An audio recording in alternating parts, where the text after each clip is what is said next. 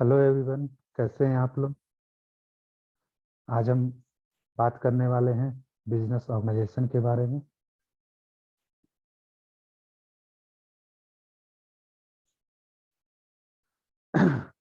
Business organisation, हमारा आज का लाइफ ऐसा है कि हम हर किसी न किसी ऑर्गेनाइजेशन से घिरे हुए हैं। बचपन से लेकर के जवानी से लेकर कर बुढ़ापे तक हम किसी न किसी ऑर्गेनाइजेशन से जुड़े होते हैं। तो हम कह सकते हैं कि modern society is a society of organization. Organization affect our life from childhood to adulthood to old age. जैसे जब एक बच्चा पैदा होता है तो नॉर्मली वो किसी न किसी हॉस्पिटल में पैदा होता है, जो कि ऑर्गेनाइजेशन होता है। हमें उसके बाद हम बड़े होते हैं, अगर हमें पढ़ाई करनी हो, स्कूल जाना हो, कॉलेज जाना हो, तो वो भी एक ऑर्गेनाइजेशन होता है। पढ़ने के बाद अगर हम नौकरी करें, कहीं एम्प्लॉयमेंट के लिए, कुछ जीवन यापन के लिए कुछ पैसा कमाना चाहें, तो हम लोग कोई ना किसी कंपनी को ज्वाइन करते हैं, किसी गवर्नमेंट सेक्टर को ज्वाइन करते हैं, कहीं भी ऑर्गेनाइजेशन में जाके काम करते हैं, तो वहाँ भी ऑर्गेनाइजेशन की जरूरत है।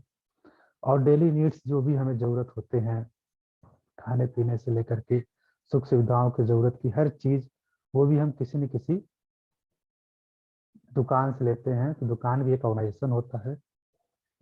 आजकल तो बड़े बड़े मार्ट होते हैं, वो भी एक ऑर्गेनाइजेशन है। तो कहने का मतलब यही है कि हमारी लाइफ बचपन से लेकर के हम जब तक जिंदा होते हैं, जो भी काम करते हैं, वो सारे काम किसी न किसी तरीके से एक ऑर्गेनाइजेशन से जुड़े होते हैं। तो इससे हम कह सकते हैं कि ऑर्गेनाइजेशन, चाहे वो बिजनेस ऑर्गेनाइजेशन हो या नॉन बिजनेस ऑर्गेनाइजेशन हो, जैसे सर, तो बिजनेस ऑर्गेनाइजेशन वो होते हैं जिनका मेन मकसद होता है प्रॉफिट कमाना, और नॉन बिजनेस ऑर्गेनाइजेशन वो होते हैं जिनका मकसद सोसाइटी वेलफेयर होता है। प्रॉफिट कमाना उनका पर्पज नहीं होता। तो हमारा लाइफ किसी न किसी तरीके से किसी न किसी ऑर्गेनाइजेशन से जुड़ा होता है।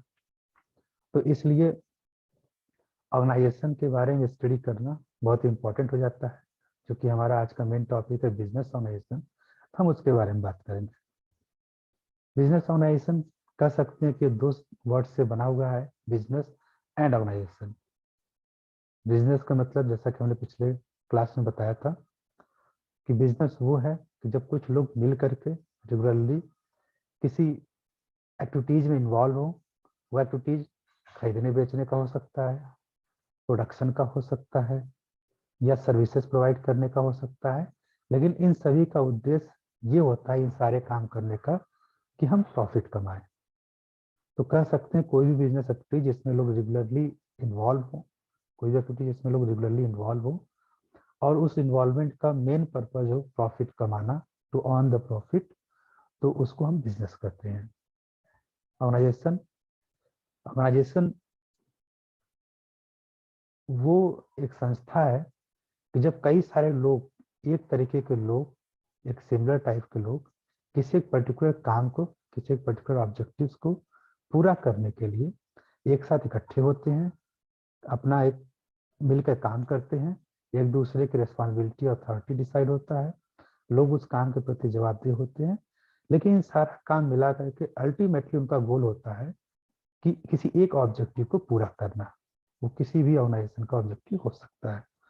तो हम कह सकते हैं कि organization is a process of identifying and grouping work to be perform, defining and delegating responsibilities and authorities, and establishing relationship for the purpose of enabling people to work most effectively together in accomplishing objectives.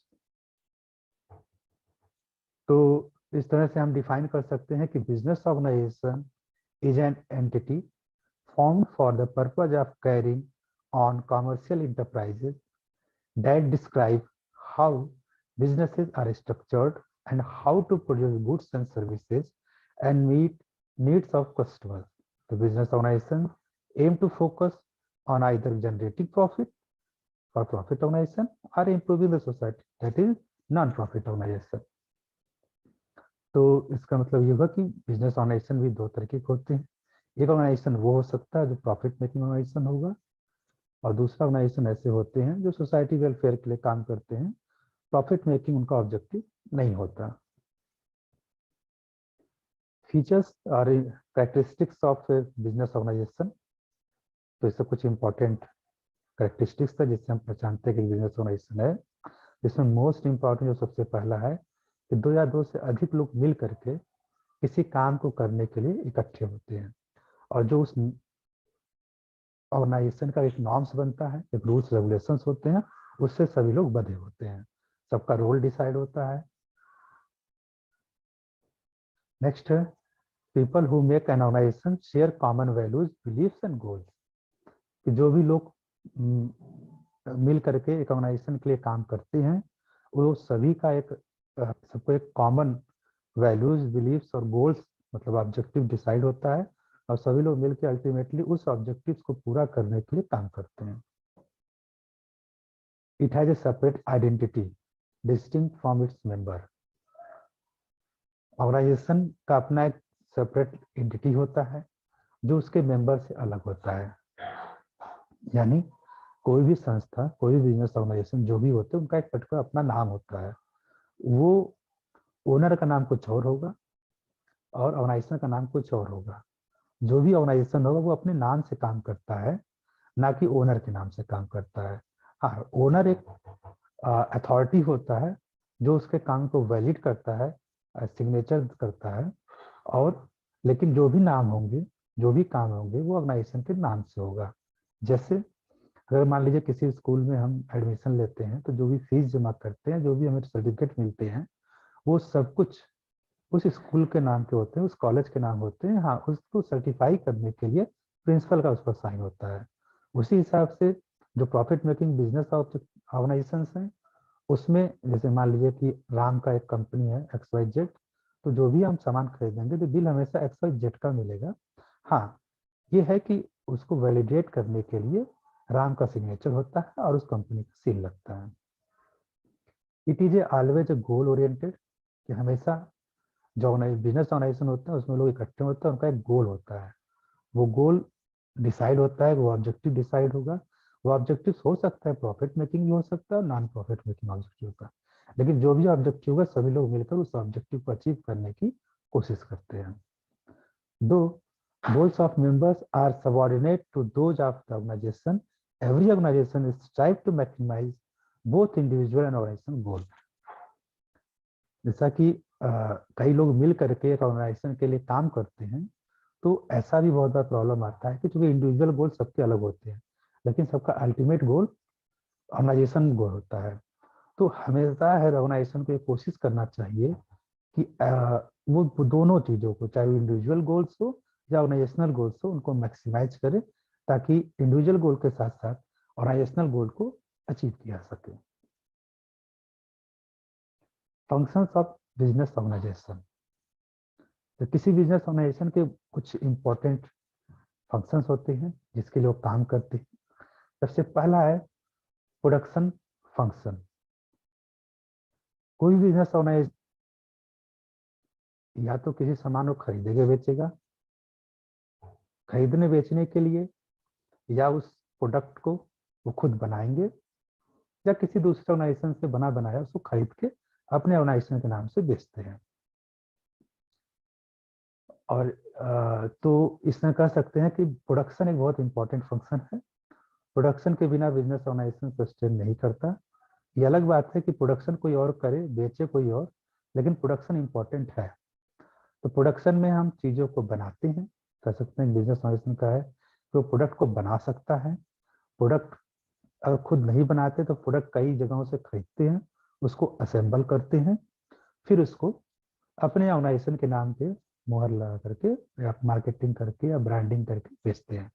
जैसे टाटा की car है, तो टाटा अपनी company है जो car बनाती है, car के बहुत सारे पार्ट खुद के ऑर्गेनाइजेशन काम होता है, लेकिन जब उसमें कुछ पार्ट ऐसे होते हैं जो असेंबल करते हैं, जैसे उसके टायर, जैसे MRF के टायर नाम लोग लगाते हैं, तो MRF का टायर एक अलग कंपनी है, वो MRF के टायर को खरीद करके अपने कार के साथ असेंबल करते हैं, क्योंकि उसमें बहुत सारे पार्ट होते हैं। हर पार्ट को एक ऑर्गेनाइजेशन बना पाए ऐसा पॉसिबल नहीं है, तो कुछ पार्ट को ऑर्गेनाइजेशन बनाता है, और कुछ पार्ट को असेंबल करते हैं, परचेज करके उसको अपने यहाँ असेंबल करते हैं। जब हम कोई सामान बना लें, वो सामान तैयार हो, वो प्रोडक्ट तैयार हो, तो उसके बाद इम्पोर्टेंट होता है उसको बेचना, कस्टमर के पास पहुंचना। तो बेचने के लिए मार्केटिंग फंक्शन बहुत इंपॉर्टेंट है। मार्केटिंग फंक्शन की मीन्स है कि अपना प्रोडक्ट इस हिसाब से बनाना जो कस्टमर की नीड्स को पूरा करे, उनको सेटिस्फैक्शन मिले। जो भी कस्टमर, उनको अपने प्रोडक्ट के बारे में जानकारी दीजिए, उनको ऐसा फेयर प्राइस दीजिए कि जो उस प्राइस से उस प्रोडक्ट को कंज्यूम करके सेटिस्फाइड हो सके। इतना करने के बाद जो नेक्स्ट फंक्शन आता है, उसमें एक और फंक्शन है फाइनेंस फंक्शन, कि इन सबके साथ साथ मतलब सामान बनाने से लेकर के बेचने तक की प्रक्रिया तो है इंपॉर्टेंट, ये हर किसी बिजनेस ऑर्गेनाइजेशन का कॉमन है। लेकिन उसमें भी बहुत इंपॉर्टेंट फंक्शन है फाइनेंस फंक्शन, क्योंकि किसी बिजनेस ऑर्गेनाइजेशन चाहे वो छोटा हो या बड़ा, हर किसी को फंड की जरूरत होती है, पैसा चाहिए।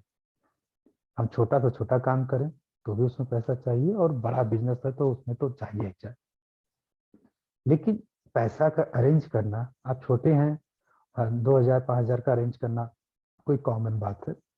लेकिन आप अरबों खरबों में, करोड़ों में बिजनेस करते हैं, तो हर एक उसके ओनर के पास सारे पैसे नहीं हो सकते, वो फंड को फिर वो मैनेज करता है। तो फाइनेंस फंक्शन वो ऑर्गेनाइजेशन का वो फंक्शन है जिसमें वो फंड को प्रोक्योर करने से लेकर के, मतलब फंड का अरेंजमेंट करने से लेकर के कि खुद से कितना अरेंज करेंगे, लोन कितना लेंगे, बैंक से कितना लोन होगा, पब्लिक से कितना लोन होगा, शेयर के रूप में कितना पैसा लेंगे, इक्विटी, शेयर का इक्विटी हो सकता है, प्रेफरेंस हो सकता है, डिवेंचर के रूप में कितना पैसा अरेंज करेंगे, इन सब चीजों का काम फाइनेंस डिपार्टमेंट संभालता है। तो फाइनेंस को बिजनेस ऑर्गेनाइजेशन का एक तरीके से ब्लड कहा जाता है। जैसे एक इंसान को जिंदा रहने के लिए उसको ब्लड की जरूरत है, या प्रॉपर फ्लो ऑफ ब्लड उसके बॉडी में होते रहना चाहिए, उसी हिसाब से एक ऑर्गेनाइजेशन को लॉन्ग टर्म तक बिजनेस फील्ड में सस्टेन करने के लिए उसका फाइनेंस फ्लो, एक ऑप्टिमम फ्लो ऑफ फाइनेंस होते रहना चाहिए, कि जब फंड की जरूरत हो तो तुरंत अवेलेबल हो जाए। तो इस तरह का प्रॉपर मैनेजमेंट बहुत जरूरी होता है। तो फाइनेंस डिपार्टमेंट इस तरह का काम करता है। तो ये सारे कामों के साथ साथ एक और भी बहुत इंपॉर्टेंट काम है पर्सनल फंक्शन, मतलब व्यक्तिगत के लोग, व्यक्तिगत चीज हितों का ध्यान देने वाला फंक्शन, जिसको हम दूसरे शब्दों में कह सकते हैं HR function, human resource function. कि किसी ऑर्गेनाइजेशन में जो काम होते हैं वो पर्सन यानी ह्यूमन लोग को मिला करके काम होता है, कई सारे व्यक्ति मिल करके उस ऑर्गेनाइजेशन में काम करते हैं।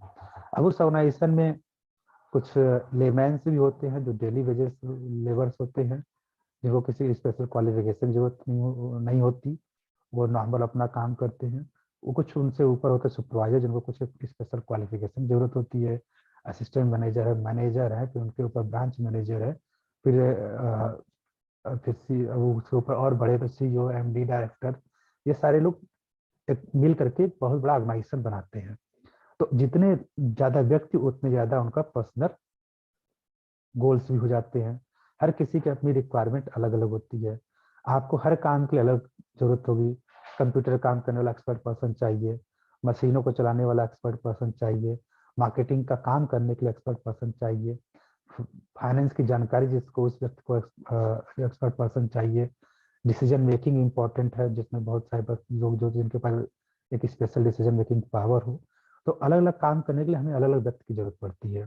जब सारे व्यक्तियों को एक साथ इकट्ठा करते हैं तो उनमें कुछ समस्याएं भी आती हैं।